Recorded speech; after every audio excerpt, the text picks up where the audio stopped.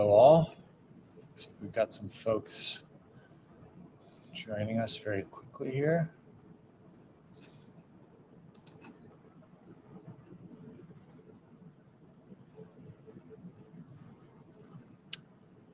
Perfect. Well, I want to thank everyone for joining us today. I know each of you probably has much going on, so appreciate you spending some time with us.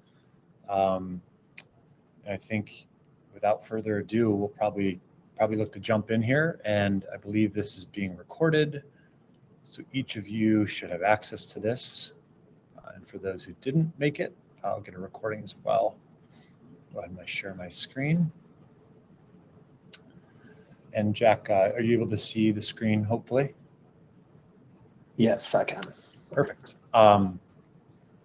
So I'm sure you all have been briefed. The purpose of this session today is really to talk about and really deep dive into really why software to some degree, but also how do you most effectively evaluate technology partners and determine who is the right fit for your unique needs and challenges and journey. I think the team today from the Fusion side of the house, myself, Dan Jarva, Director of Sales here at Fusion as of about a week ago, and Jack Wiles, a Strategic Account Manager. I've been at Fusion for 6 years now and have had the distinct pleasure of working with a lot of our leading clients and a lot of leaders in this industry as they really think about or evaluate software. And Jack, alongside me, is an account manager here at Fusion. Jack works with many of our leading organizations with a focus in manufacturing and pharma. And so I'll probably be doing much of the talking today. We certainly would love to keep this collaborative. Not sure anyone wants to hear me talk for an hour straight. So we'll have a few polls and would welcome Q&A and commentary throughout. And so as we jump in, probably not shocking to anyone, but I think the world is evolving and changing and really more dynamic than ever. And I think what we see with leading organizations is that this dynamic environment and risk in which we operate requires a more dynamic response. So really thinking about what role software can play and how do we enable you all to make a really informed decision. We compiled this via a partner of ours, PwC, really to look at top organizational threats that companies and organizations and executives are thinking about. There's a number of things, right? And I'm sure if any of us in the role that you all operate, watching the news, could be any number of things that are ever present, cyber-related threats and risks. Think about geopolitical strain, in the world today, whether that's China and Taiwan or Russia, Ukraine, and others. Climate change, the adoption and proliferation of technologies, right? See many companies have been on this journey of transforming their business, outsourcing more of their technology, and thus transferring some risk. A more complex, connected, disparate, ecosystem and supply chain, right? And so all of these things are happening. I don't think the world has probably ever moved as quickly. And with the introduction of generative AI and technology, I don't think it will ever move as slowly as it is today. We also kind of looked at or kind of via PwC gathered intel on, what's driving or motivates organizations to invest in resilience. And I think historically, that had largely been, in our market, kind of a regulatory need, right? Where need to comply with some evolving regulatory landscape, right? But I think what we're seeing now is that executives, either through shared experiences or disruptions in supply chains, failures with clients, cyber-related issues, the perspective has changed. And I think executives are now, we're seeing our leading clients engaging their executives and executives starting to care about, resilience and risk really as a mechanism to accomplish strategic objectives.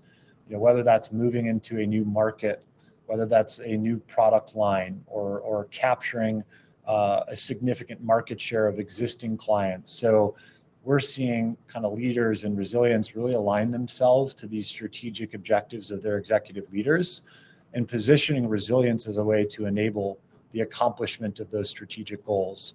Not just a check the box, right, that we have a plan, but how do we really align ourselves to the strategy of the business? What do our executives care about? And how do we position resilience in that way, right, as a competitive or first mover advantage, or protecting the critical parts of your business? So that's a shift, I think, maybe not a whole scale shift, but I think we're starting to hear more of those discussions in the boardroom. We're hearing executives starting to understand that resilience and risk, should enable the accomplishment of these strategic objectives and not just be, check the box, we have a plan. And so would be curious, I think, on that topic to maybe look to Jack to release a poll. We'd be curious to maybe better understand for the folks in this room, what role technology plays in your program. Imagine some of you may have software today or some legacy tools.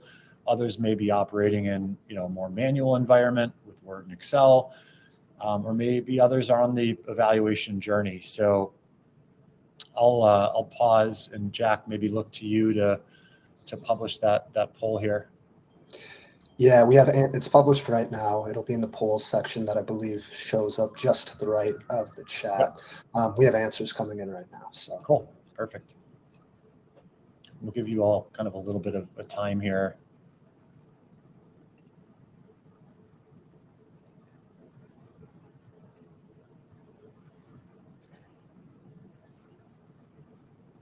And Dan, are you able to see the results of the poll? Yeah, I paused my share so I could take a look here as they're flowing in. It looks like we've got maybe just 50% or so of the audience at present, and some answers still kind of flowing in. And it looks like right now, at least, there's a pretty healthy or kind of blend, right?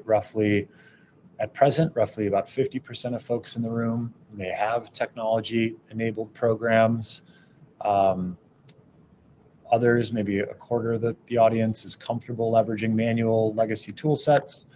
And it looks like roughly 30% or so is looking to build a business case and seek funding. I'd say this aligns pretty nicely with what we see in the market, right? There's folks that have technology, and often maybe have had technology for many years, and maybe looking to understand kind of what modern solutions are in the market or benchmark against other technologies or partners or peers. Then we have a large percentage of the market, even large enterprise organizations that to this day continue to use kind of Word and Excel and manual tool set, and a good portion of folks looking to help build that case, which can often be a difficult one, right? To get the appropriate support and funding for the program. So appreciate all of you sharing, and would welcome you to use the chat and stop me as we move along with any questions. But I'll kind of move back into the deck here, and hopefully you all can see my screen again. And so I think an important part of this, and for those of you that maybe are using manual technologies or building a business case, and those that have gotten support to do this, I think before determining who the right partner is, it's critical to be able to articulate why software, right? I think the folks we typically interact with often don't own the budget, right, or the ability to fund these projects on their own, right? And we see more decisions being done by consensus, right? Bigger groups, bigger audiences, different cross-functional areas, and executive leadership wanting to be more involved, maybe not in every discussion or every demonstration, but they want to be kept apprised of what's going on. And what we found is when we reach sort of that executive level, ultimately the folks who need to bless software or an investment, it's important to be able to articulate why software, right? If we can't win that battle, and do so in a thoughtful, compelling way, then the right partner really doesn't matter, right? It's without that support, the next part of this deck, isn't quite as important. And so I think I challenge you all to think about, your programs today, and where you're allocating time is one dimension of this, right? I think we find most folks we engage with may have a small resilience team, right? It may be an individual or two, right? Not a huge team. And so, without technology or software, it's safe to assume you're probably spending a lot of your time and energy on simply data management type activities, right? Interfacing with different parts of the business, whether that's through interviews or pushing them, documents and Excel sheets, right? Trying to collect that data. Once you've collected that data, then how do we cleanse that information? And then once we cleanse it, how do we aggregate it? And by the time we've gone through that journey, right, that data may not even be current or actionable. And so I think with software, our clients really look at the right software partner as an extension of their team, right? I think in today's market, software should never be your first hire, right? Want to make that abundantly clear. We need folks in this space who understand the business, who have subject matter expertise, who knows where the proverbial bodies are maybe buried organizationally, and then the kind of the politics and people, right, that matter. But I think it's often hard, as you look to scale the program, you have a couple options, right? One is to go out in the space or to a recruiter and try to find additional, resources.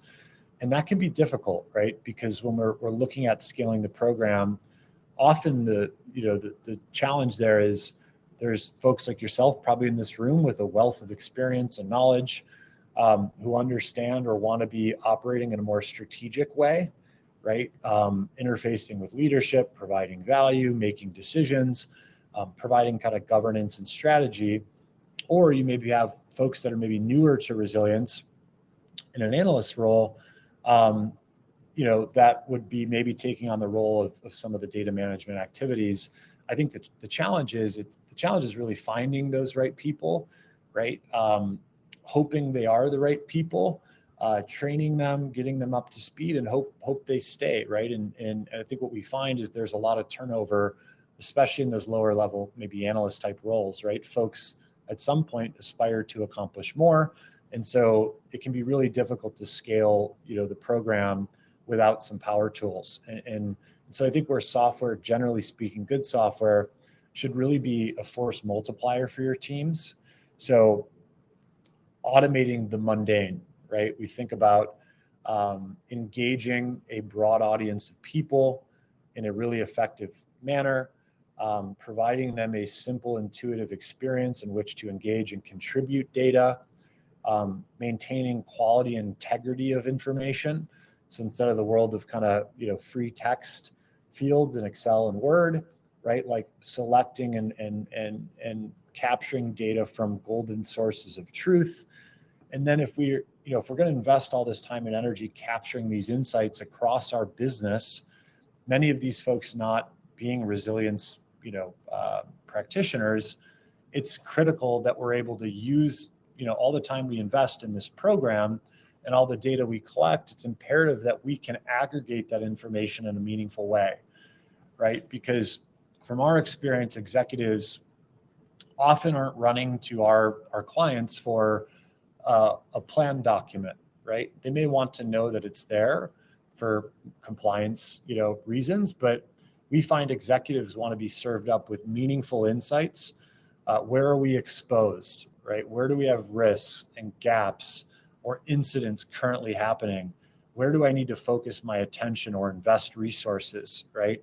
They want to be provided, snippets of data and information to really better invest and better run their businesses. And so, if the outcomes we're driving from the resilience activities are documents, we're really not kind of piping out the value and the outcomes that our leadership cares about, right? And so back to kind of the strategy piece earlier, good software should be enable you to automate things, allow you to scale your programs, allow you to have confidence in the data and be able to share that data cross-functionally or up the ladder with very limited time and energy, allowing each of you hopefully to operate in the role that you are best suited for, which is a strategy governance type role, right? And so I think as you think about your team, it's important to think about, where software best fits into that and some of the efficiencies and better maybe outcomes and insights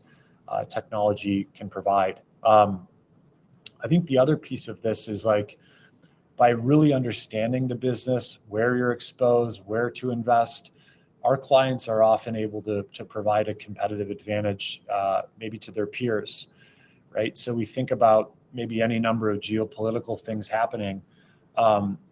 It's really hard to sense those things and understand how those things may impact your business, whether it's the Taiwan blockade or something happening in the Suez Canal.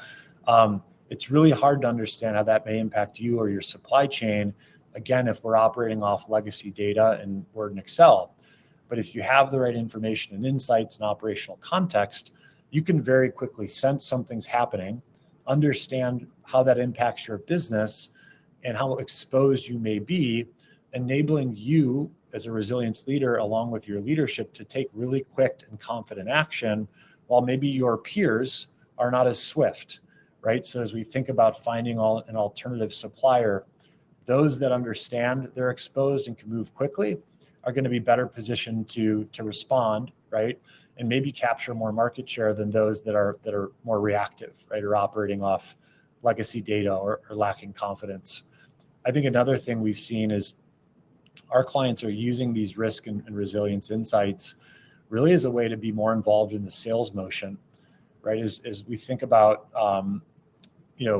either expanding or protecting relationships, your critical customers, being able to prove with confidence your investment in resilience, we found can often either strengthen existing relationships for yourself and your customers, or even, has been a differentiator when we look at, RFPs that your salespeople are engaging with, right?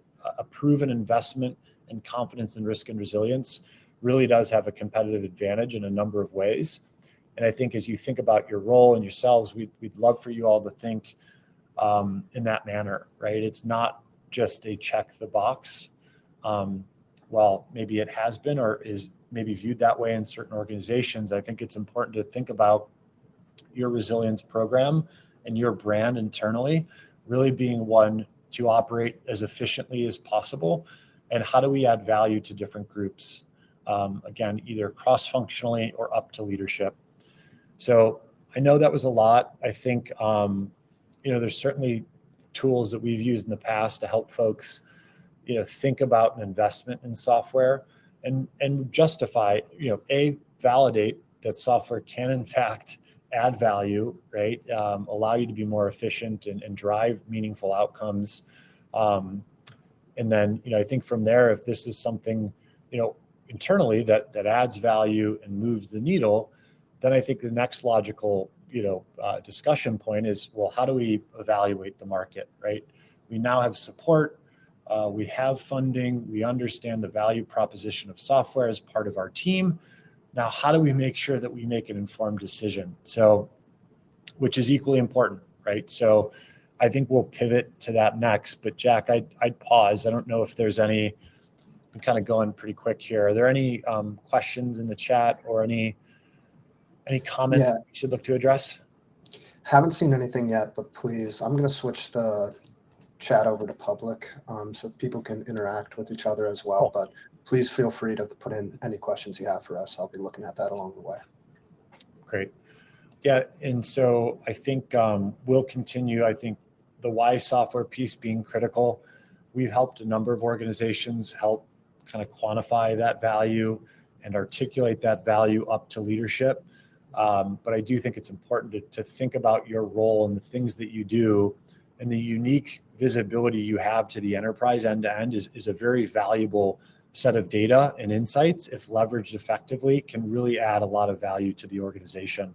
And I would challenge you all to think about it that way if you're not already. And I think, when we think about software, the BIA to me comes to mind, right, as a place where like the need for ability to really manage data is ever present.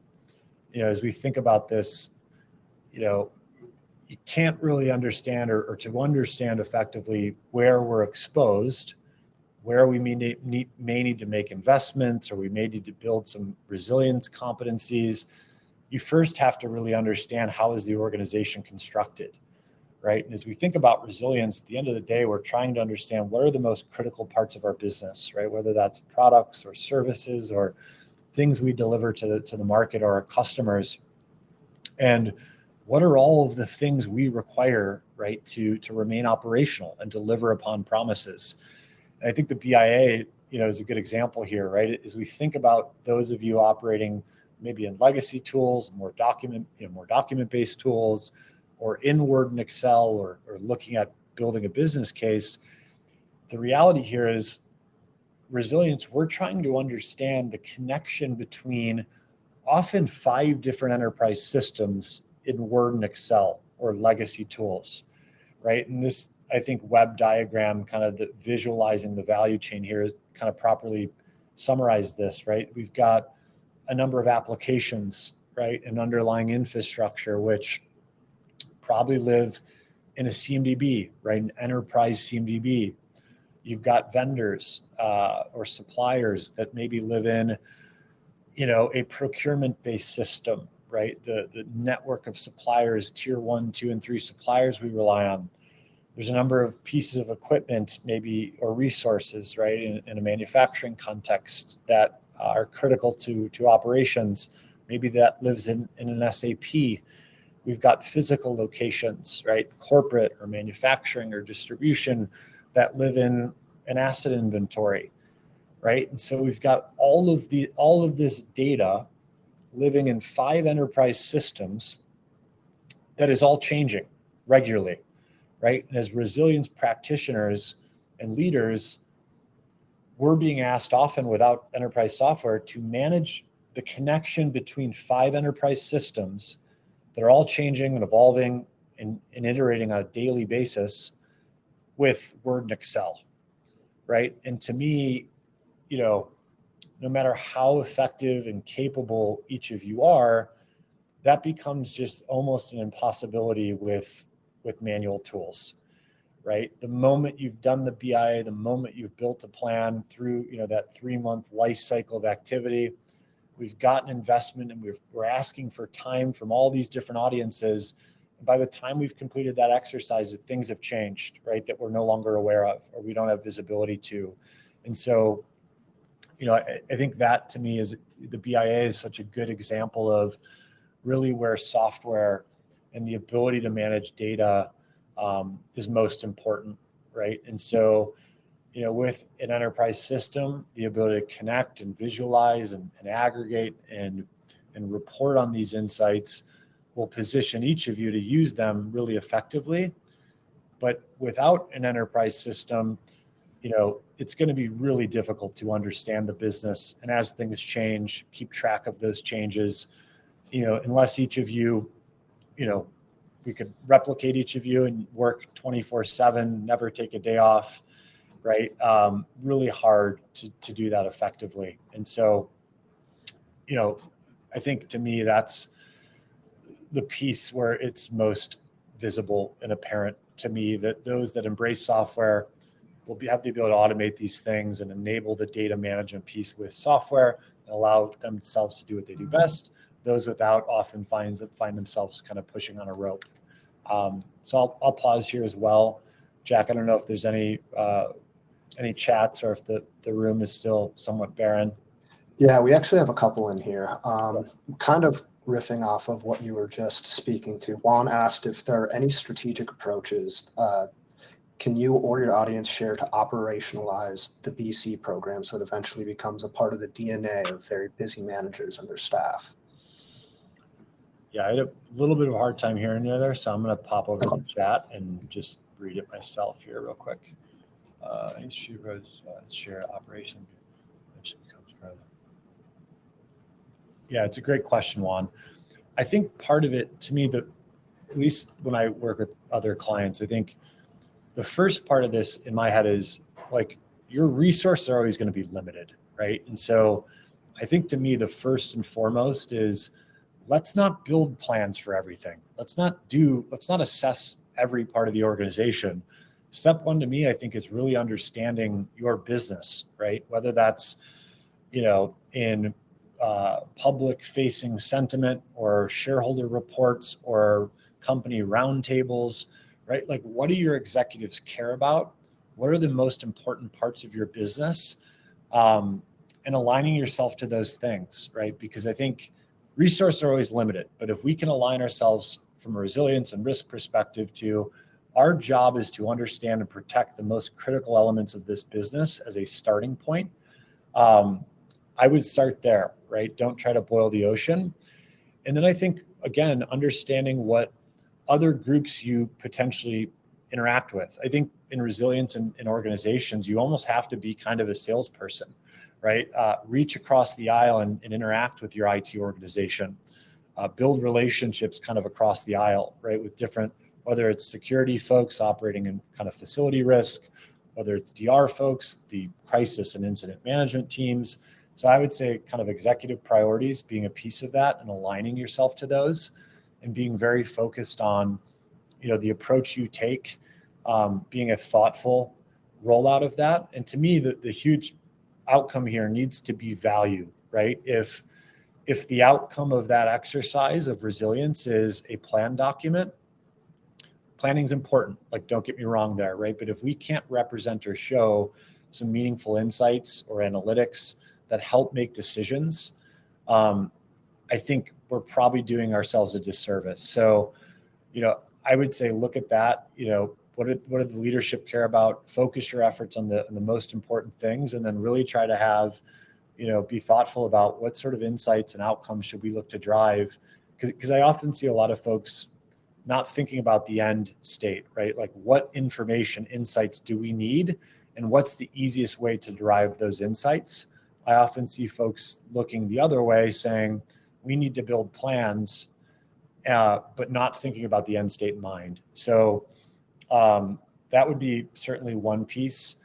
And I would say the folks that you engage, right? If you're reaching out to different groups of the business and asking for their time, but we're not providing any value based on the time they've invested, they're going to deprioritize these things, right? And so I think thinking about the groups that you engage with, what insights would help them better understand their business or better allocate their resources or better make decisions, again, with the outcome in mind.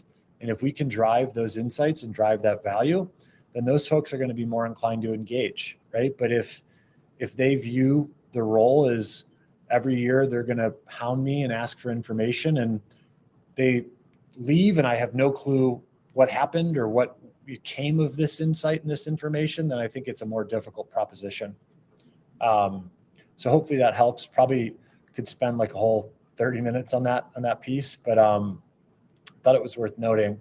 I see some other ones on, maybe from Melissa. Can you expand on supplier risk? You mentioned what kind of values, threat signification assist you with the party? Yeah. So Melissa, regarding supplier risk, so we have. We can certainly kind of take it offline too and share more, information as a follow-up. But we have a number of content providers we work with to provide continuous monitoring or risk and threat type intelligence on suppliers in the supply chain, along with some additional solutions there. So that's an area we will continue to invest in. And I think as I look at manufacturing and pharmaceutical organizations, looking at resilience, of course, within their four walls, but how do we extend beyond that, right? And not even just manufacturing.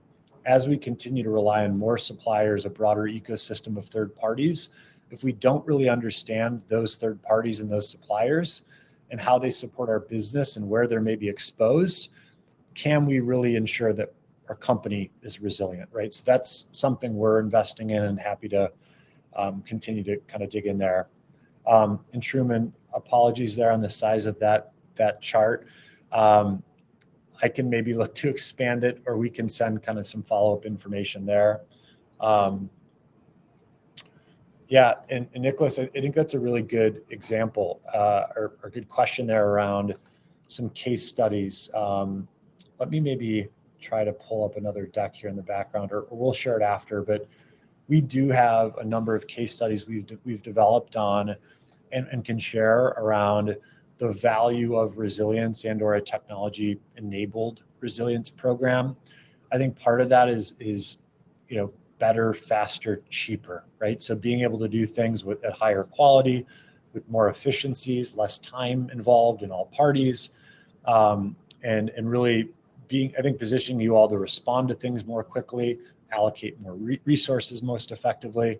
So we have a number of case studies that we can look to follow up, Nicholas, and everyone on that front.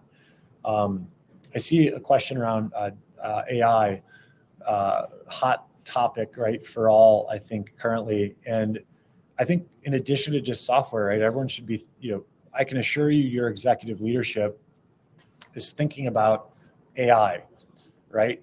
How do we use AI in our own business? And then what partners are we working with that we can leverage generative AI to automate things? And Fusion's no different, right? So we have recently released a co-pilot solution. Think of it as like a high-powered virtual assistant embedded with best practices. So there's a lot of cool solutions coming to market on co-pilot type is the first wave. And then subsequent to that, we're doing some really cool, exciting stuff around data simulations. So how do we look up and down the value chain or the business from end to end and start to really simulate via generative AI some of these events or risk events that we kind of spoke about earlier, right? If China were to invade Taiwan, how would that impact our business? How much financial exposure would we have? What clients would be impacted?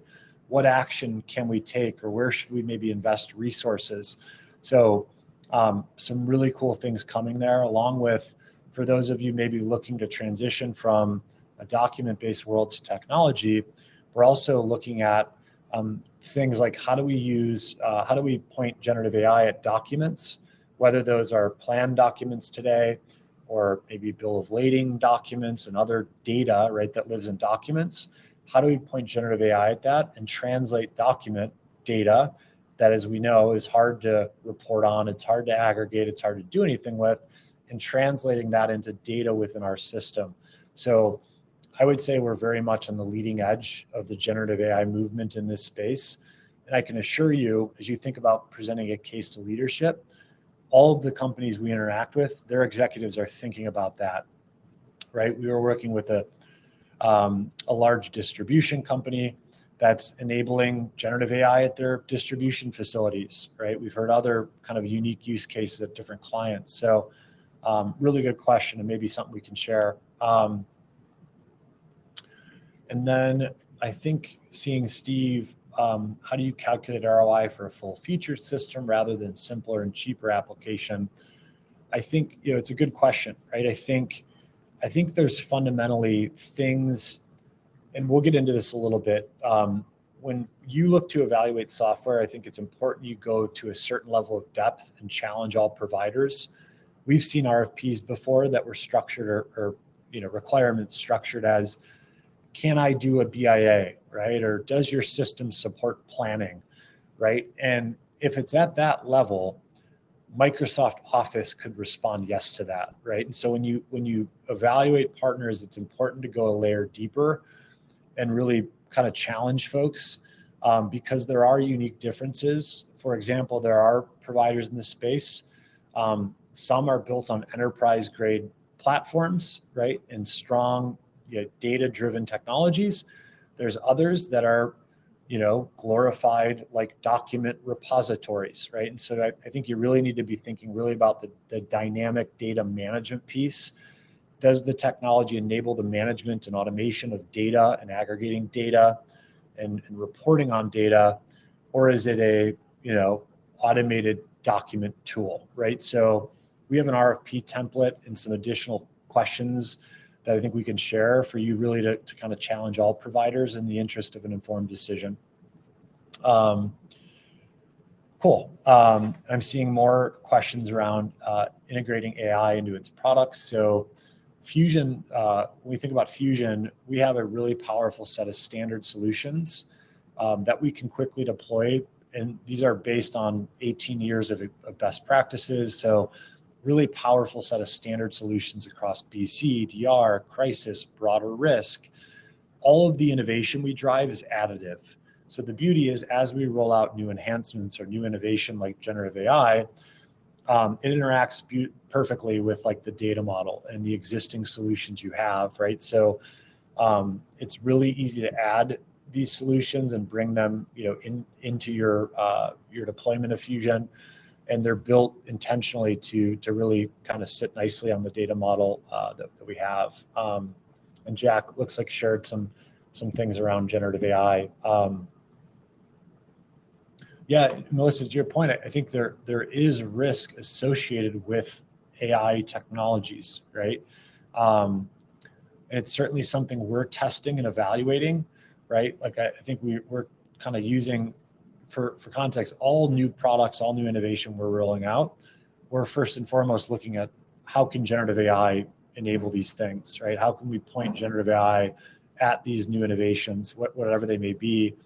And we're doing a lot of testing and validation in the background to ensure that it's done so thoughtfully, right? Because there's certainly, our considerations there and risk that needs to be understood and contemplated. So, yeah, I think both as we build products, it's something we're very mindful of, and I'm sure your organizations probably are or should be as well, right? As you think about assessing and evaluating different AI solutions, the infrastructure on which they're built, in some of those advanced language models. So again, probably each of these probably could have been its own, 10 to 15 minute vignette, but I really appreciate the discussion. And I think, we'd be happy with each of you expressing some desire to learn more, right? We'd be happy to go deeper together and dive into these topics in more detail. So I'm going to pivot back to the deck, but really, really appreciate the collaboration. It's sort of uncomfortable, to be honest, being up here, not seeing any of your beautiful faces and talking for an hour. So I appreciate you sharing some topics we can kind of beat up together. So I think maybe moving along, and again, we'll follow up with each of you and we can go deeper on these topics, but I think software, right? Like assuming we've built a strong case and we have executive support to buy software, it becomes then critical to make an informed decision, right? Because I think the reality here is, we're probably going up to our boss or our boss's boss, right? And making a case to get funding, to buy a software partner or to invest.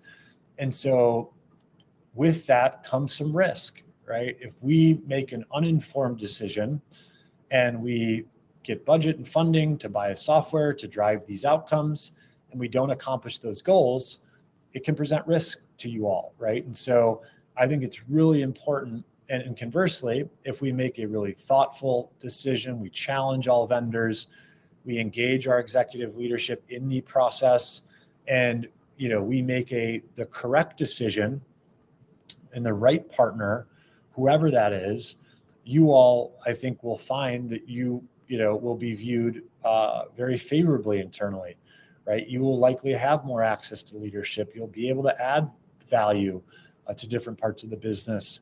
And you will likely have the ability to maybe work fewer hours, spend more time with family alongside getting promoted, right? I think one of the coolest things about my 6 years at Fusion is seeing our clients continue to elevate themselves internally to get promoted, have more access, make more money, and so I think, the decision's an important one. And I would just challenge you all to really be thoughtful about taking a well-rounded approach.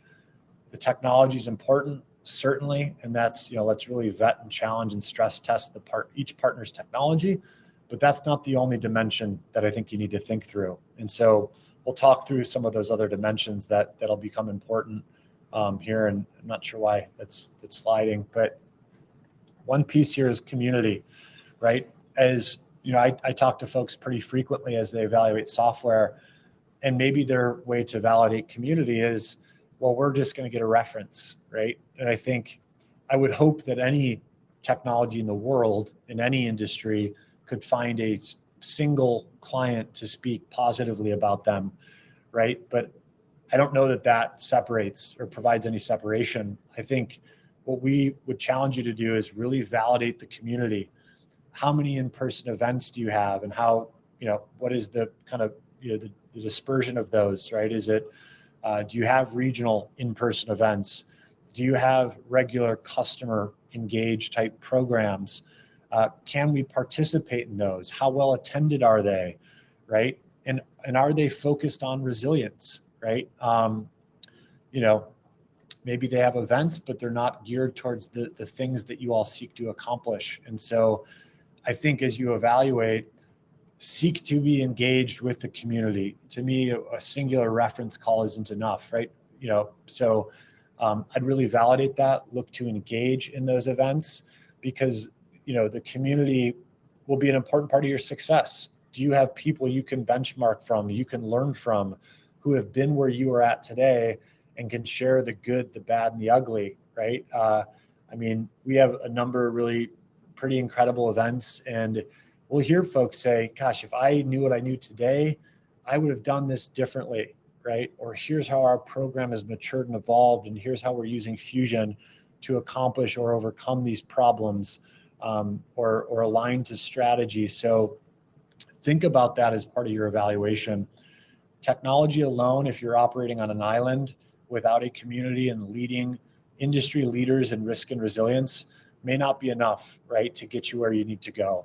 So I'd vet and challenge that. I think the other piece is company health and viability, right? The Gartner Magic Quadrant, as we know, as of 2019, we're now sitting here, 5 years later? So probably maybe time for a refresh on the quadrant, but look at some of these providers in this space, right? This was of 5 years ago. And if you all are abreast of the market, you'll notice some of these providers may no longer exist. Many of them have been acquired, right? Or have consolidated to stay afloat.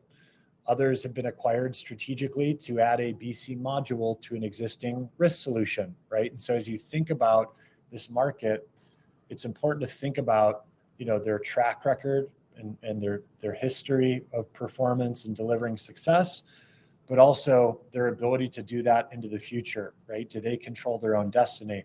And so things that I, challenge people to think about is, hey, what percentage of your revenue is driven based on business continuity or resilience or whatever your domain or expertise is? Have you been a market leader over the last, 5-10 years? Financially, how well positioned are you?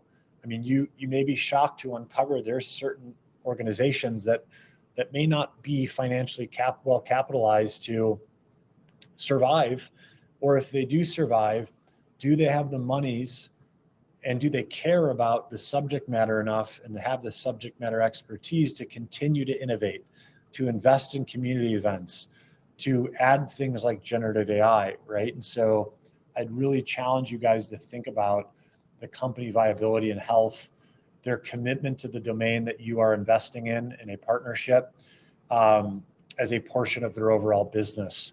Because I do think I see a lot of folks or leadership often say, well, we have this other technology over here, like they've got a BC module, why can't we use that, right? And so, and if you probably looked at the market, I bet there's a lot of companies who have a marketing campaign or a banner on their website saying business continuity or DR or crisis, that maybe don't have much of a solution set. So really, I'd say deep dig into that and validate that piece as well.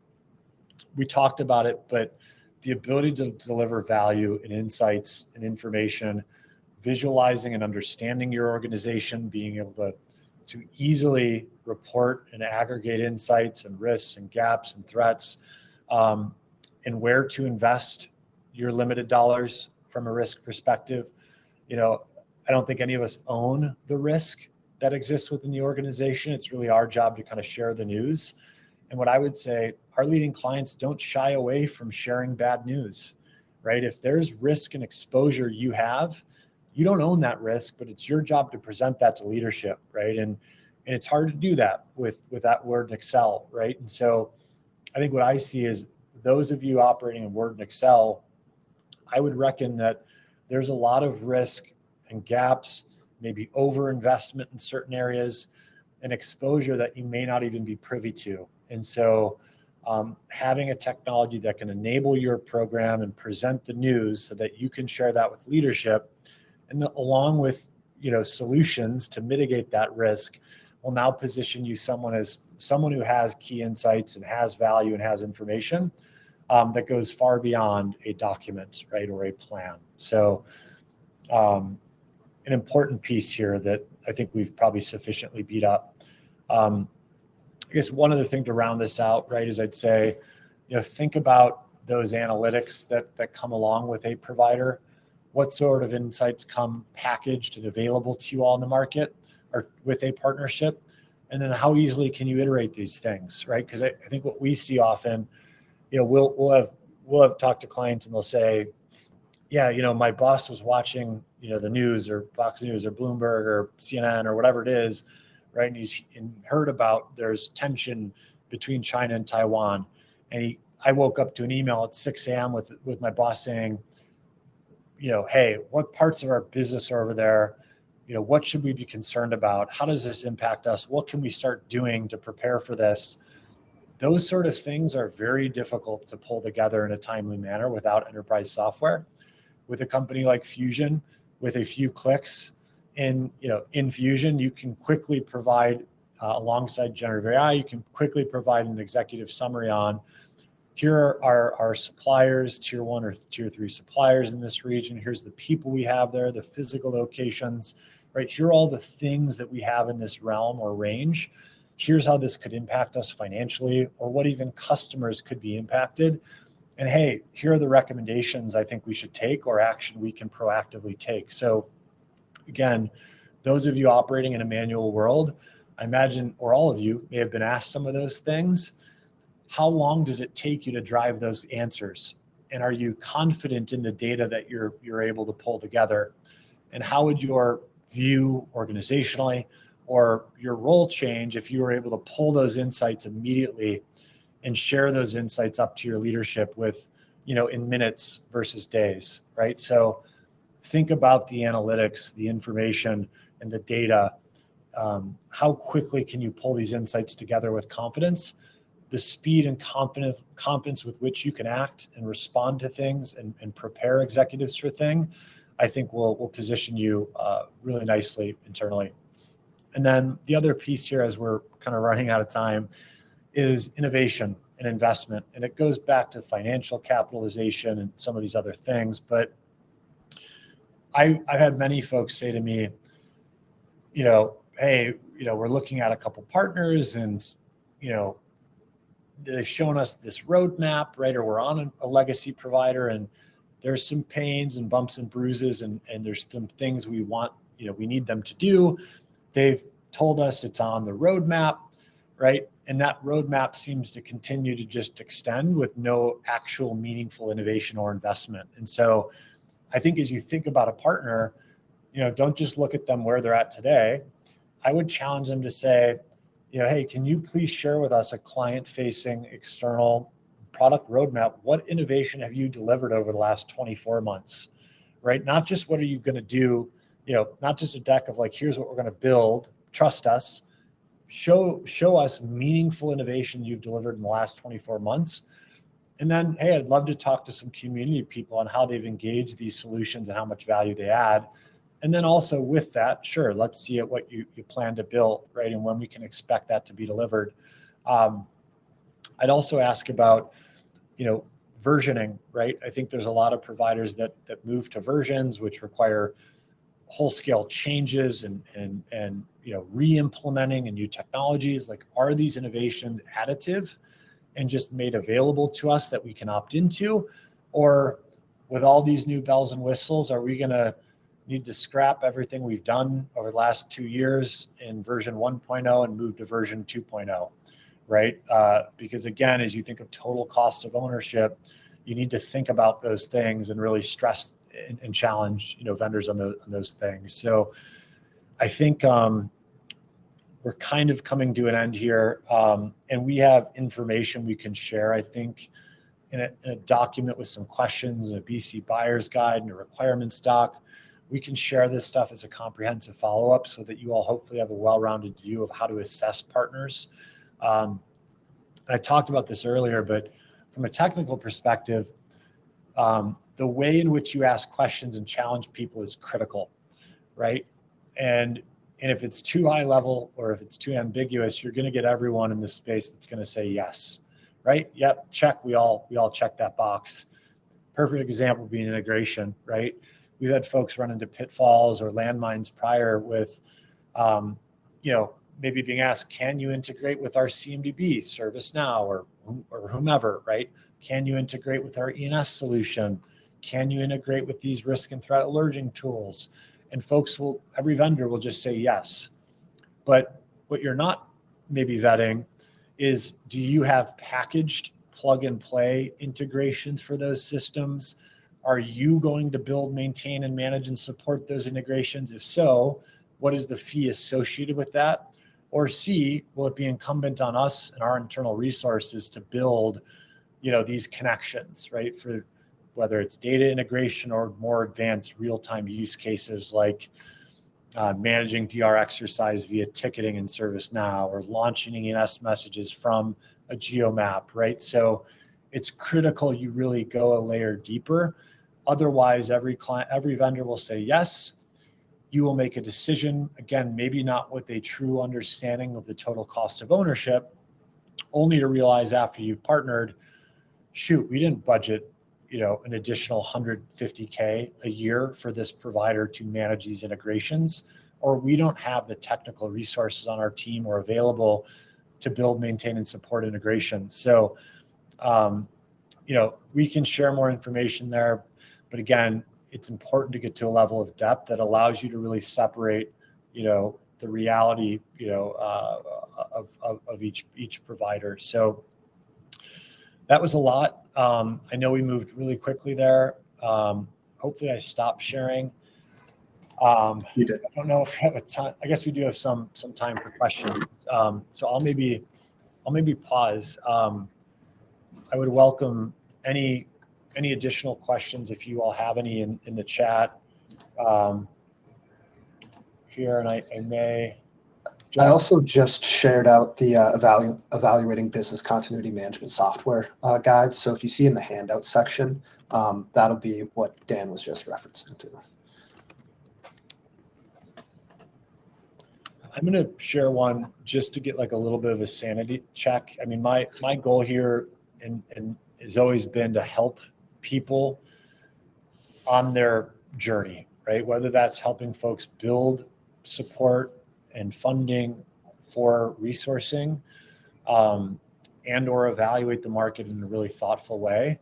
Again, this to me is a really special community within resilience, which I care about deeply, and we care about deeply. And so, that's always been my view and kind of something that was beat into me from my early days in Fusion, with our founders, David Nolan and Bob Sibick and John Jackson, right, was focus on our clients and our success and helping each of you in this room. And if we do that and we help you, wherever that lands, like, we will be successful by proxy. So, I shared a kind of a silly, not silly, but, a poll here, just trying to get a sanity check, because it is kind of funky being up here and just speaking for an hour.